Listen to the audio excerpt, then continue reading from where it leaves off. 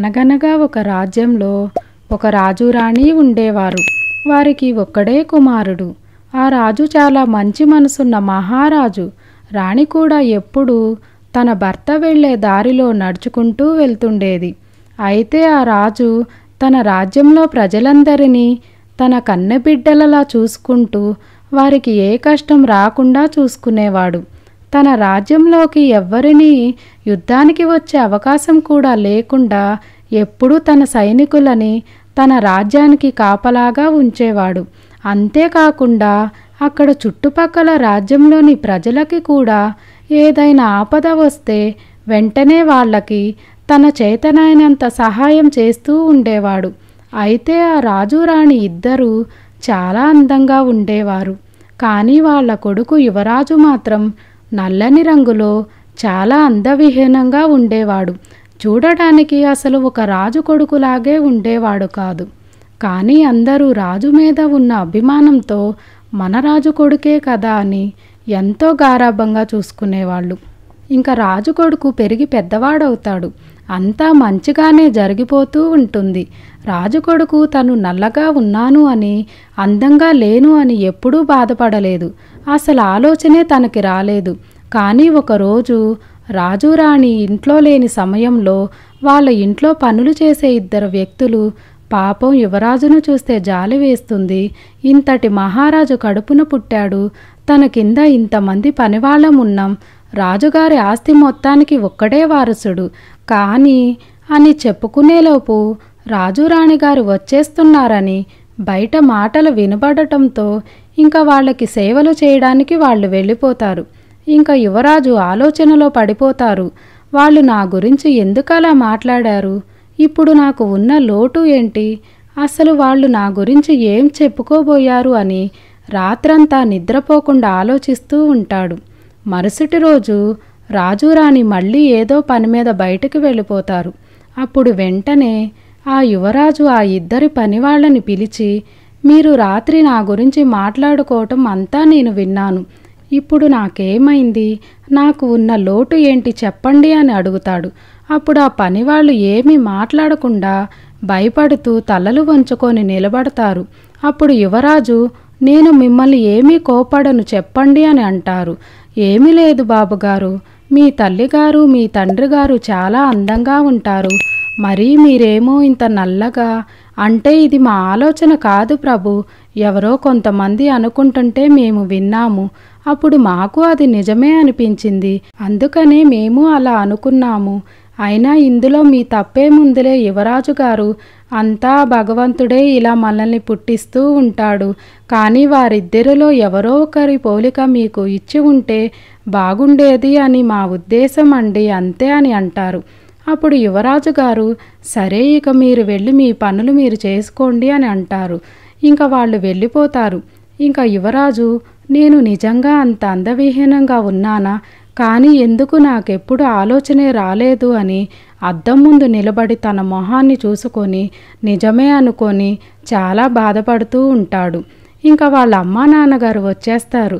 అప్పుడు వాళ్ళిద్దరి అందాన్ని చూసి, ఎందుకా దేవుడు నాకు ఇంత అందమైన తల్లిదండ్రులను ఇచ్చి నన్నెందుకు ఇంత అందవిహీనంగా పుట్టించాడు అని మనసులో అనుకుంటూ వాళ్ళిద్దరినీ చూస్తూ నిలబడిపోతాడు. అప్పుడు రాణి, ఏంటి బాబు అలా చూస్తున్నావు అని అంటుంది. అప్పుడు ఏమీ లేదులే అమ్మా, నాకు నిద్ర వస్తుంది అని పడుకుంటాడు.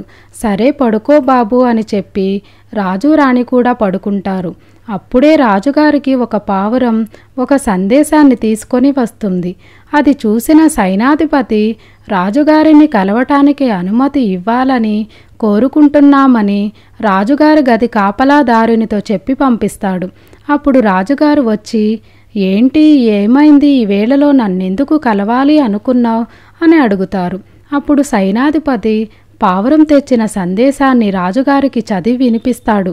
దానిలో మా రాజ్యంపై శత్రువులు యుద్ధానికి దండయాత్ర చేస్తున్నారని, వీలైతే మీ సహాయం మాకు కావాలని, ఇప్పటికిప్పుడే బయలుదేరి రావాలని కోరుకుంటున్నామని పక్క రాజ్యం నుంచి సందేశాన్ని పంపిస్తారు.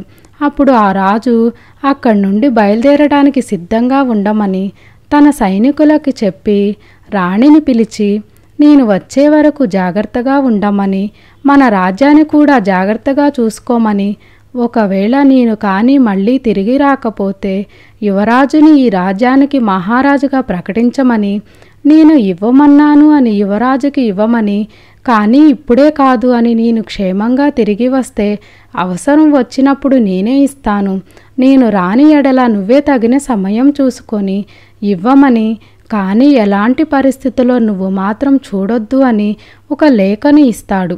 ఇంకా ఒకసారి యువరాజును చూసి అక్కడ నుండి బయలుదేరతారు. రాజు అలా అన్నీ అప్పగించి వెళ్ళటంతో రాణికి చాలా దిగులుగా ఉంటుంది. ఇంకా మరుసటి రోజున యువరాజుకి రాణి రాత్రి జరిగినదంతా చెప్తుంది.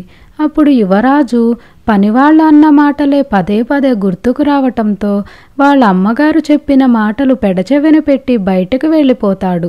రాజు యుద్ధానికి వెళ్ళి 4 రోజులు గడిచిపోయినా కానీ అక్కడి నుండి ఎలాంటి కబురు రాకపోవటంతో రాణి ఆందోళన పడుతూ ఉంటుంది.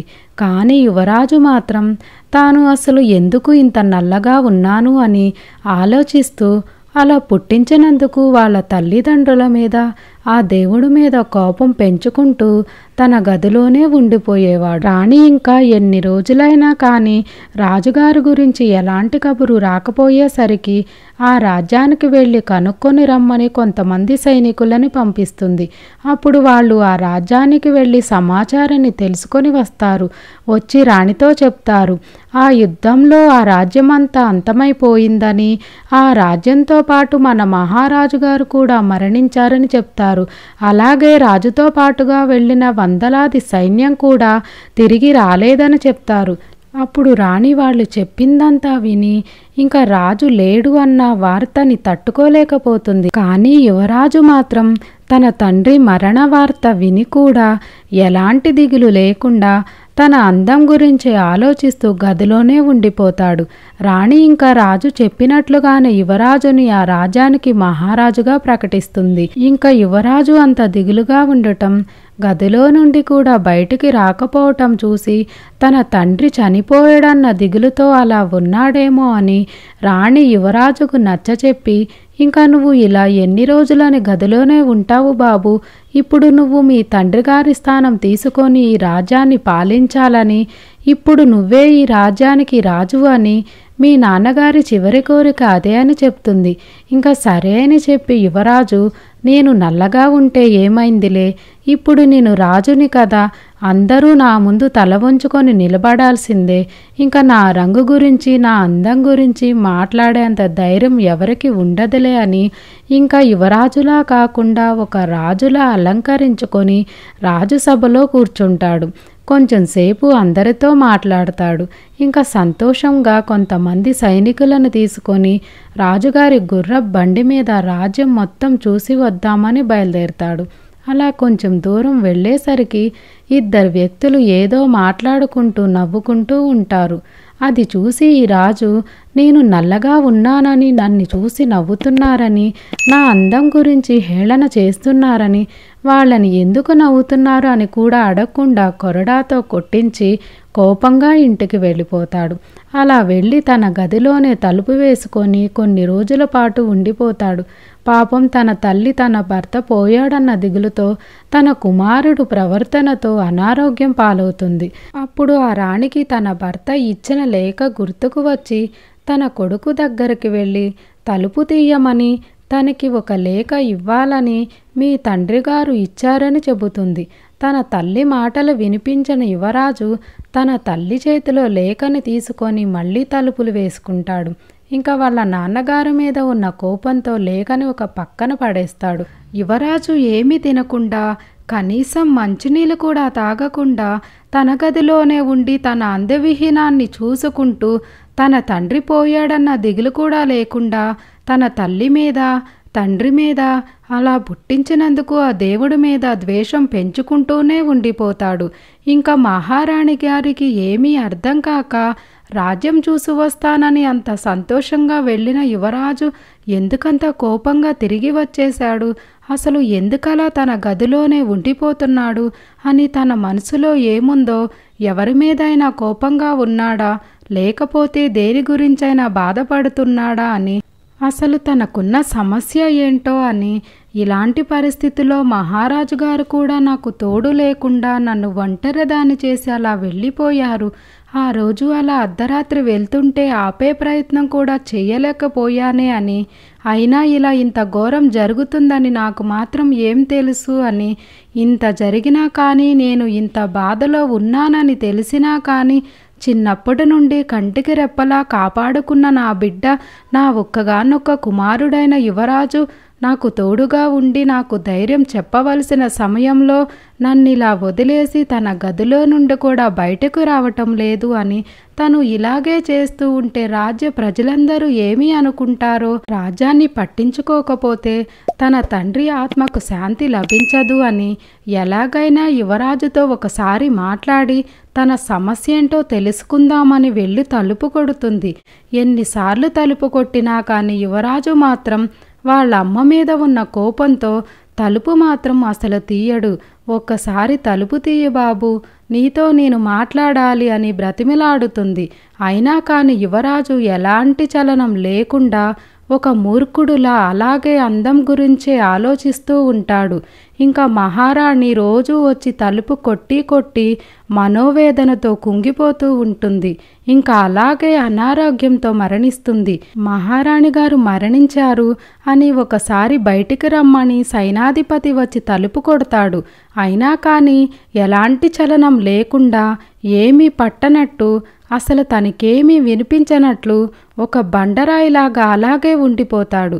ఇంకా మహారాణి గారి అంత్యక్రియలు, జరగవలసిన కార్యక్రమాలు అన్నీ సైనాధిపతి దగ్గరుండి చూసుకుంటాడు. ఇంకా యువరాజుకి దేవుడి మీద కోపంతో, ఒక రాజునైనా నన్ను ఎందుకు ఇలా నల్లగా పుట్టించాడో ఆ దేవుడిని అడుగుతాను అని ఒక గుర్రం తీసుకొని రాజుగారి కోటని వదిలేసి బయలుదేరుతాడు. ఇంకా రాజు రాణి గారు మరణించటంతో యువరాజు కూడా పట్టించుకోకపోవటంతో ఆ రాజ్యం, చుట్టుపక్కల రాజ్యాలు అన్నీ చాలా దీనస్థితిలోకి వెళ్ళిపోతాయి. ఇంకా ఆ రాజు కొంత దూరం వెళ్ళాక ఎవరూ తనని గుర్తుపట్టకూడదు అని తన ముఖానికి ముసుగు వేసుకొని గుర్రం మీద ప్రయాణం చేస్తూ ఉంటాడు. అలా తిండి తిప్పలు లేకుండా రాత్రి పగలని చూడకుండా ప్రయాణం చేస్తూనే ఉంటాడు. అలా కొంచెం దూరం వెళ్ళేసరికి ఒక పెద్దావిడ ఎదురొస్తుంది. అటువైపు వెళ్తున్న రాజుని ఆపి, ఎక్కడికి వెళ్తున్నావు బాబు ఇంతటి రాత్రి వేళలో అని అడుగుతుంది. అప్పుడు ఆ రాజు ఏమాత్రం ఆలోచించకుండా తన ముఖానికి ఉన్న ముసుగు తీసివేసి, నన్ను ఎందుకింత నల్లగా పుట్టించాడో ఆ దేవుణ్ణి అడగడానికి వెళ్తున్నా అని కోపంగా సమాధానం చెప్తాడు. అప్పుడు ఆ పెద్దావిడ, అవునా బాబు, ఎలాగూ దేవుడి దగ్గరికే వెళ్తున్నా అంటున్నావు కదా, నా గురించి కూడా ఒకటి అడిగిరా బాబు ఆ దేవుణ్ణి అని చెప్తుంది. అప్పుడు ఆ యువరాజు, ఇదిగో అమ్మా, ఇప్పుడు మీరు చెప్పేది నేను వినలేను, నాకు అంత సమయం లేదు, నేను వెళ్ళిపోవాలి అని అంటాడు. సరే బాబు, అయితే నేను నీకు చెప్పాల్సింది ఒక కాగితం మీద రాసి ఇస్తాను, అది తీసుకువెళ్ళి ఆ దేవుడికి ఇచ్చే బాబు అని వెంటనే ఒక కాగితం మీద రాసి తన చేతికి ఇచ్చి అక్కడి నుండి వెళ్ళిపోతుంది. సరే అని చెప్పి యువరాజు అక్కడి నుండి బయలుదేరతాడు. అలా మళ్ళీ 4 రోజుల పాటు ప్రయాణం చేశాక ఒక పెద్దాయన ఎదురొస్తాడు. ఎక్కడికి బాబు ఇంత వేగంగా వెళ్తున్నావు, ఎవరికైనా ఏది అయినా ఆపద వచ్చిందా అని అడుగుతాడు. లేదు అని తను ఎక్కడికి వెళ్తున్నాడో ఆ పెద్దాయనకి కూడా చెప్తాడు. అప్పుడు ఆ పెద్దాయన, ఎటు నువ్వు దేవుడి దగ్గరికి వెళ్తున్నావు కదా బాబు, నేను అయితే నీతో రాలేను, నాకు బదులుగా దేవుడికి ఒకటి చెప్తావా అని అడుగుతాడు. సరే, ఏమిటో ఒక లేఖలో రాసి ఇవ్వు, అది నేను ఆ దేవుడికే ఇస్తాను అని అంటాడు. అప్పుడు ఆ పెద్దాయన కూడా ఒక లేఖ రాసి తన చేతికి ఇచ్చి అక్కడి నుండి వెళ్ళిపోతాడు. ఇంకా ఆ రాజు మళ్ళీ తన ప్రయాణం సాగిస్తాడు. అయితే కొన్ని రోజుల పాటు, కొన్ని నెలల పాటు దేవుడి కోసం వెతుకుతూనే ఉంటాడు. ఇంకా చాలా అలసిపోతాడు. ఎక్కడ దేవుడు కనిపించకపోయేసరికి విసుగు వచ్చేసి విశ్రాంతి తీసుకుందామని ఒక చోట ఆగుతాడు. అక్కడ ఒక చెట్టు కింద పడుకొని నిద్రపోతాడు. అప్పుడు తనని ఎవరో పిలిచినట్లుగా అనిపించి ఉలిక్కిపడి నిద్రలేస్తాడు. ఇంకా బాగా ఎందుకో వాళ్ళ అమ్మా నాన్నగారు గుర్తుకు వస్తూ ఉంటారు. ఆ వచ్చిన పెద్దవాళ్ళిద్దరు మాటలు వాళ్ళ అమ్మా నాన్న మాటలలాగా అనిపించి ఇంకా అక్కడ ఉండలేక అక్కడి నుండి బయలుదేరటానికి మళ్ళీ అన్నీ సిద్ధం చేసుకుంటూ ఉంటాడు. అప్పుడే ఆ రాజుకి హఠాత్తుగా ఆ పెద్దవాళ్ళు ఇచ్చిన లేఖలు గుర్తుకు వస్తాయి.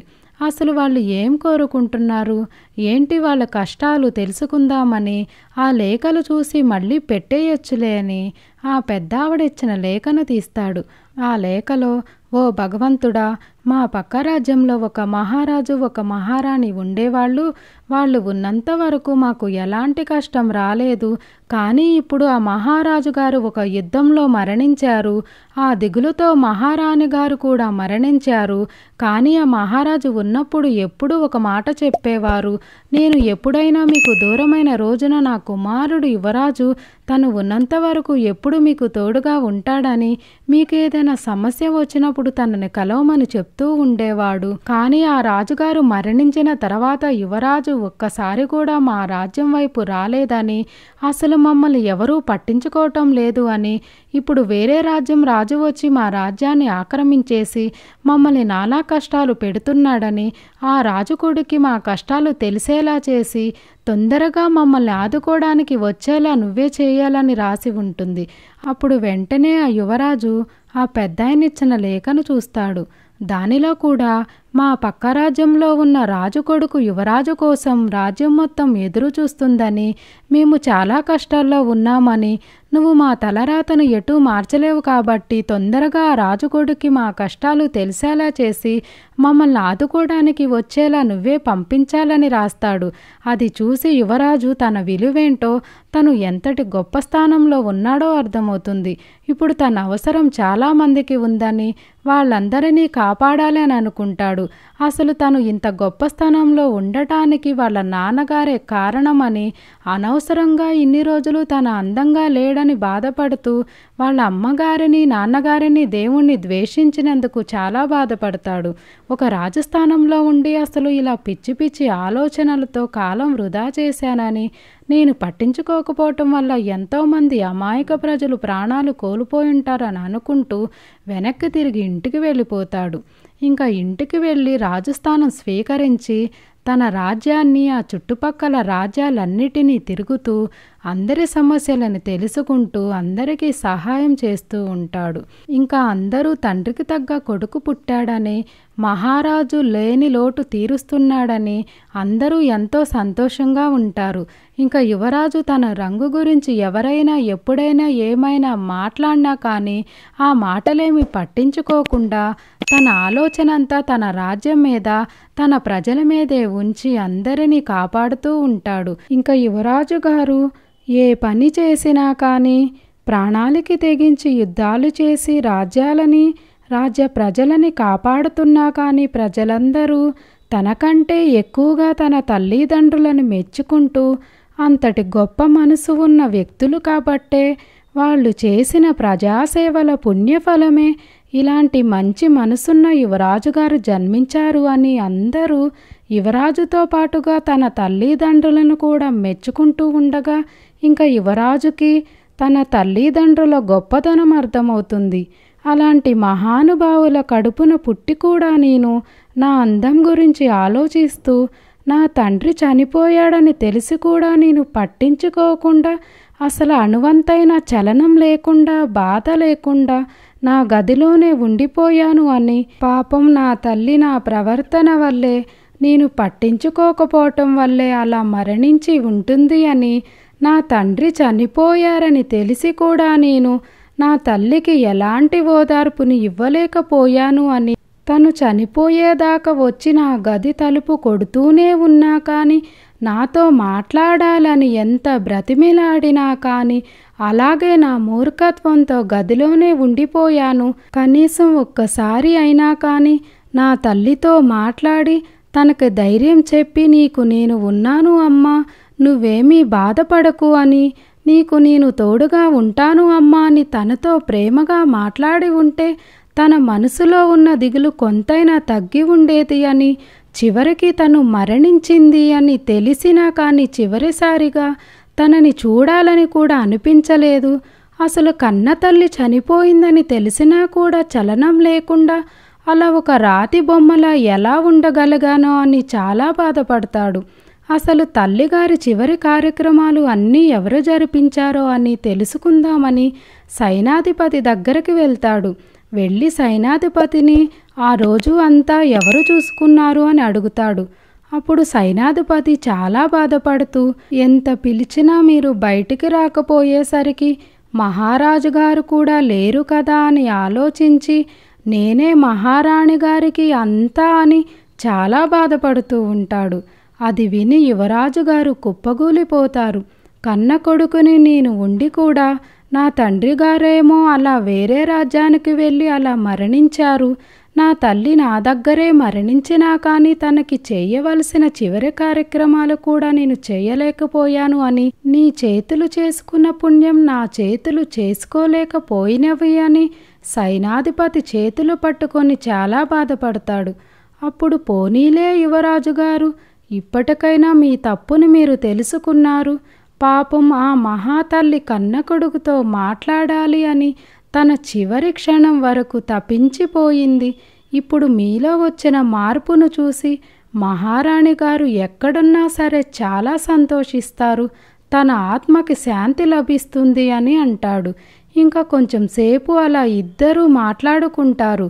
జరిగిన దానికి బాధపడుతూ ఉంటారు. ఇలా కొన్ని రోజులు గడిచిపోయాక ఆ యువరాజుకి తన తండ్రి తనకి ఇవ్వమని తన తల్లి ఇచ్చిన లేఖ గురించి గుర్తుకు వస్తుంది. అప్పుడు వెంటనే తన గది అంతా వెతుకుతాడు. అప్పుడు తనకి లేఖ కనపడుతుంది. అది తీసుకొని చదువుతాడు. దానిలో, బాబు, నువ్వు ఇంత నల్లగా ఇంత అందవిహీనంగా ఉన్నావని ఎప్పుడూ బాధపడుకు నాయనా. అసలు నువ్వు పుట్టినప్పుడు నాకంటే నీ తల్లి కంటే తెల్లగా అందంగా ఉన్నావు. అంత అందంగా ఉండటం చూసి నీ అందం పిచ్చిలో పడి డబ్బు ఉందన్న అహంకారంతో, అందం ఉందన్న పొగరుతో, ఒక రాజు కొడుకువన్న గర్వంతో, ప్రజలని పట్టించుకుంటావో లేదో అన్న భయంతో మీ తాతగారు నీకు ఒక మాయజలం తాగించారు. దానితో నువ్వు ఇలా నల్లగా అయిపోయావు. మళ్ళీ నువ్వు నీ రూపంలోకి రావటానికి కూడా మాయజాలం ఇచ్చారు మీ తాతగారు. అది నా గదిలోని నా మంచం కింద ఒక పెట్టెలో ఉంది.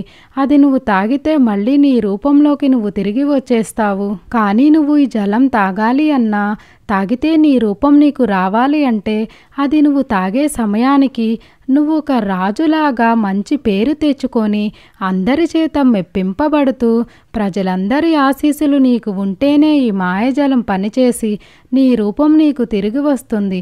లేకపోతే అది పని చేయకుండా మాయమైపోతుందని మీ తాతగారు ఇలా చేయడానికి కారణం నువ్వు ఒక రాజు కొడుకున్న గర్వం లేకుండా నీ తండ్రి తర్వాత ఒక రాజస్థానంలో నిలబడి ప్రజలందరినీ రాజ్యాన్ని కాపాడుకోవాలని, అలా చేయలేని ఎడల నువ్వు అందవిహీనంతో బాధపడుతూ రాజస్థానం స్వీకరించకుండా ఒక మామూలు మనిషిలా జీవించాలని ఇలా చేశాడు.